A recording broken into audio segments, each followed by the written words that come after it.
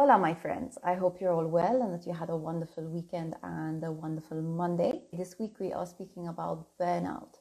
And we're speaking about burnout because at the Life I Choose, we work with high achievers. And with high achievers, what we find is that at some point, there's typically burnout. And, burnout's pretty easy to fall into nowadays. It's kind of, it's almost praised, like if you're almost burnt out, because it's so good to be busy. It looks good, if you're busy. It's like a status symbol. If you're busy, you're obviously doing well, you're hustling, whatever. And so, you end up with people experiencing burnout. And you can tell if you're experiencing burnout or you're close to burnout because you experience a lot of fatigue, you're irritable, you're moody, you have difficulty focusing, you feel sadness and you're not quite sure why. And you just don't feel yourself. You don't feel.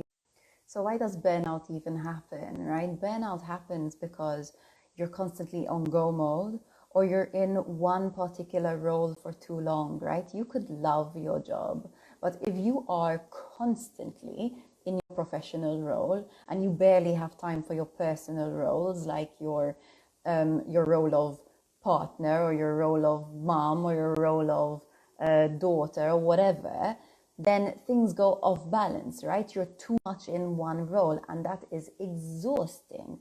It's exhausting to always be in one role. It's exhausting to always be in go mode. It's exhausting to always need to produce high content, to make sure that you're doing a good job.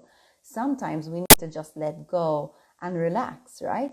And what happens when we are approaching burnout or in burnout is that the brain goes so much into fight or flight, because the brain thinks, shit, I have to always be on my game, always, always, always. And why does it matter to even talk about burnout? Well, when your brain is in survival mode, when it's in fight or flight, what happens is that impacts the functioning of the rest of your brain. You don't get enough oxygen to the front part of your brain, your prefrontal cortex. The prefrontal cortex is the CEO of your brain. It's the part that integrates everything. It's the part that's responsible for your focus, for your creativity, for your ability to connect with others, to be compassionate with others. So when we burn out, it impacts every area of our lives, our professional ability, our professional quality, what we put out. It impacts our relationships. We end up having more difficult relationships. It impacts our relationship with ourselves because we don't feel so good in ourselves. We don't feel so confident. We don't trust ourselves as much. It's just not a good space to be. So what are you going to do about burnout? You're going to quit your job? You're going to just stay at home and chill? No, there doesn't need to be something so drastic. In some cases, yes. In some cases, you do need to make a more radical shift in your lifestyle, like change your job or leave a toxic relationship or something like that. But in most cases, the change doesn't need to be so radical, right?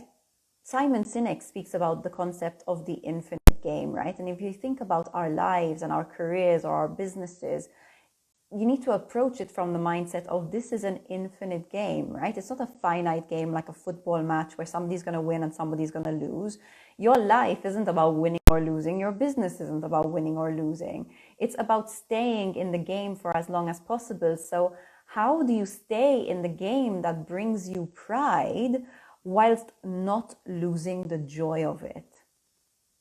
So I'm going to give you 3 tips. So one is boundaries, right? We cannot do everything. Our energy can't be everywhere. So we need to say no to the things that are not important. We need to be focusing our energy on the things that are most important to us. And yes, sometimes we need to let people down. We need to frustrate other people. We need to be able to say no.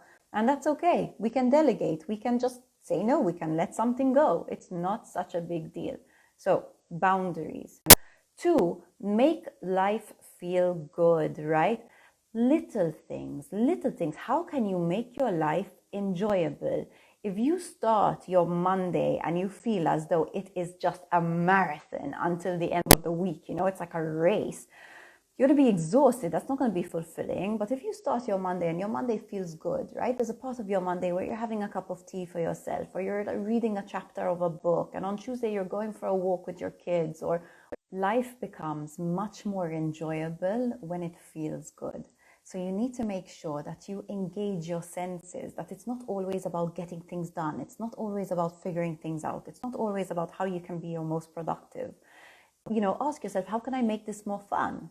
How can I make this more enjoyable? How can I make this more fulfilling? So you don't have to drop everything. You don't have to drop your work day. You don't need to abandon your responsibilities.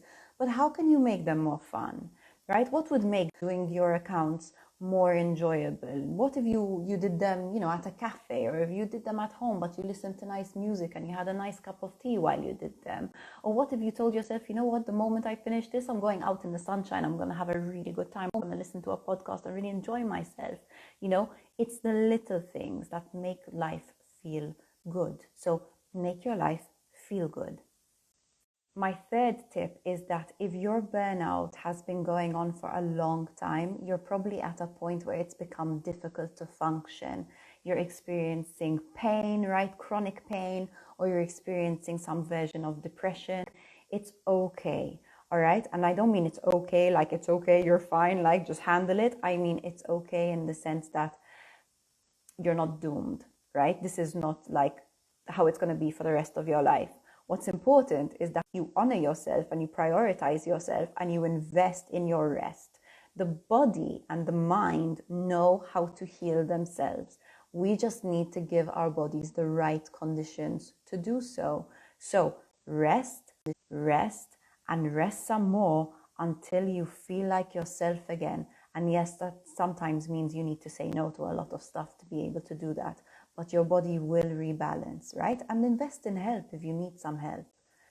If you would like guidance on how to overcome, prevent, or guide your team with dealing with burnout, we offer this service at Lifestyle Strategy Sessions. So just DM me for more information and I will send you the information you need about the packages we offer and the prices and so on.